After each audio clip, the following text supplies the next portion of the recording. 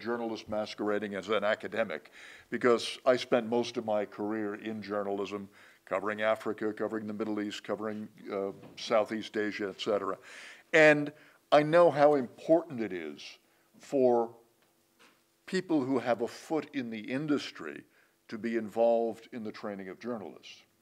I mean, this building is also an example of the future of AKU and GSMC.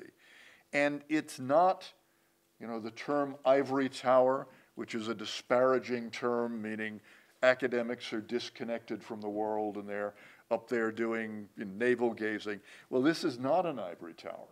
I mean, not just GSMC, but our medical school, our nursing school, each of these have students and faculty who are engaged with East African society. The doctors and nurses in training are out there risking their lives, as are our journalists in our programs. As many of you know, we have a master's in digital journalism. This year, 2 of our students were injured covering the Ugandan elections. One has broken bones, one was shot. This is an example of how committed our journalists are, and they deserve faculty and instructors who are equally committed and who are equally aware of and understanding of the realities of journalism. I was telling somebody earlier that I was in Karachi a while ago giving a talk to journalism educators there because they're also trying to professionalize their curricula on journalism.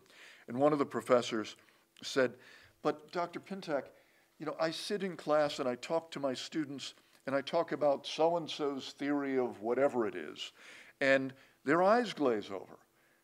And I said, "Well, I've been a journalist for 40 years. At the time, I was the dean of a journalism school in the US. I have a PhD, and I don't know who that person is or what his theory is, and it doesn't matter to me. What matters is teaching journalists to be journalists. And that's what we want to be doing with you." I mean, I see this partnership as a critical step in the evolution of GSMC, and hopefully having an impact on the evolution of East African, Kenyan, and more broadly, East African journalism. We do many things here. We do our academic programs, our master's in digital journalism.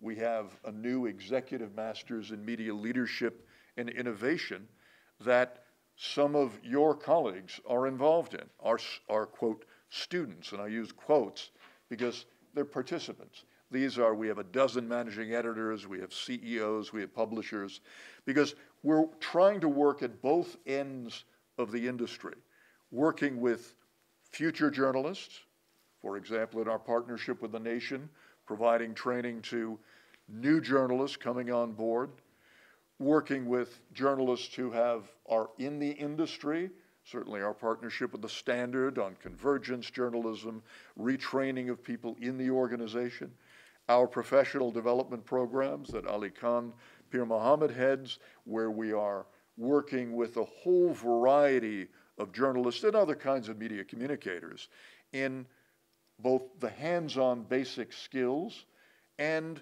those broader issues like how do we cover health issues in the age of COVID? How do we fight misinformation on social media? How do we convey the complexities of climate change to our readers and our viewers? And we're looking at how do we work with you on non-urban media? This is a critical issue. One of our innovation center and Hezbollah did a study recently that looked at news deserts in Kenya. These areas outside of the major urban areas, primarily outside of Nairobi, that have no local news, that have no reporters on the ground, particularly in TV, on the ground reporting on what's going on there. And the impact on society is huge. So how do we give voice to the unrepresented, to the voiceless? How do we train, and many of those journalists, as all of you know, who are outside the major urban areas, are not very well trained, in part because they're probably not working full time. So how do we train them? How do we bring them under this training tent? So I think there's a huge array of things we can be doing with the Editors Guild. I mean, I'm so gratified to hear that the Editors Guild is moving toward, you know, the issue of certification or licensing is fraught with issues, but certainly the idea of creating standards for journalists to make sure that journalists are all at least working from a basic level, and the ability of a journalist to say, yes, I'm trained, and here's the piece of paper that proves it. That's an important thing, and I really, Churchill, really look forward to working with you on that and finding, you know, all of this takes money, of course. We work with a variety of donors, donor agencies, and working with the Editors Guild and other organizations helps us to find the funding, because we all know that journalists don't make much money, right? This is a critical issue. And this is also something that we're extremely sensitive to here at AKU and certainly at GSMC. I mean, His Highness, a few years ago when he was in town to cut the ribbon on the new printing plant for the nation, said, you know, I'm so committed to journalism, the fact that I was involved in creating and founding the nation underlines that. And he said, the fact that we just formed GSMC also underlines that. But he also emphasizes to us that we are ultimately a development organization, helping with media development, and the university helping with the development of society. And we don't turn students away because they can't pay.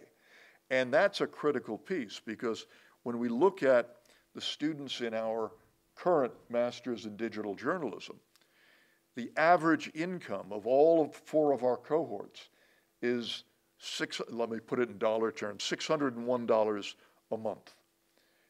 We have students who are making less than $100 a month.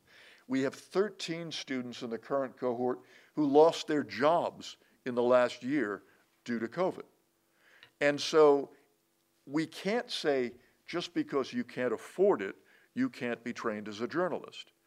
What is important is, do they have what we call in American journalism fire in the belly?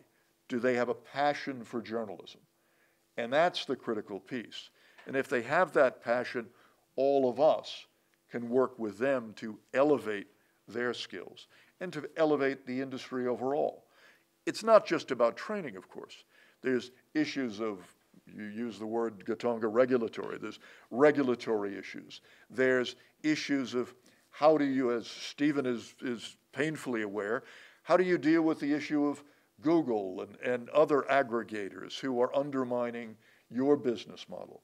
How do, as we talk about in our Masters in Innovation and Leadership, how do we retool the industry?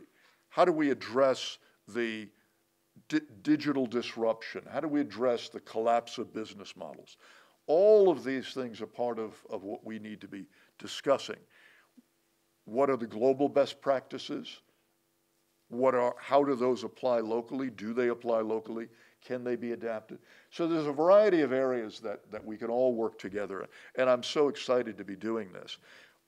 But I'll be even more excited as we expand this family of relationships with the union, with the owners, with a variety of other journalism organizations in town, in the region, your partners in Uganda and Tanzania. We actively operate on a regional basis. In our Masters in Digital Journalism, we have 15 students resident in Kampala in the current cohort. We go to them, not this week, given what's going on up there, but we go to them on a periodic basis. And all of this, as Churchill, you were talking about hybrid education, all of this is hybrid. Everything we're doing is hybrid. So online modules, periodic face-to-face, because online is a critical way to get access for, I just realized I had this on, I forgot I had it on, sorry. To get access, you get so used to having them on, right?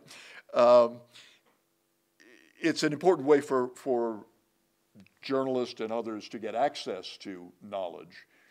It's a way around the challenges of infrastructure, of internet connectivity. But it's also important to have that face-to-face, hands-on involvement. So a combination, that hybrid approach, that blended model is very important.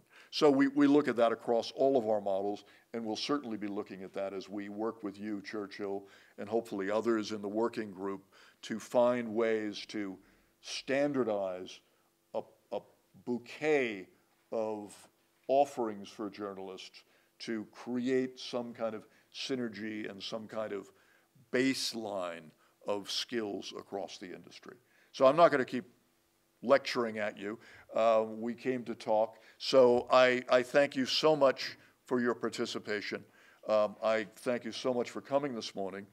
And I mentioned we'd love to have a relationship with the owners, so let me introduce the owner, Stephen Kitagami. If you'd like to say a few words, we'd appreciate it.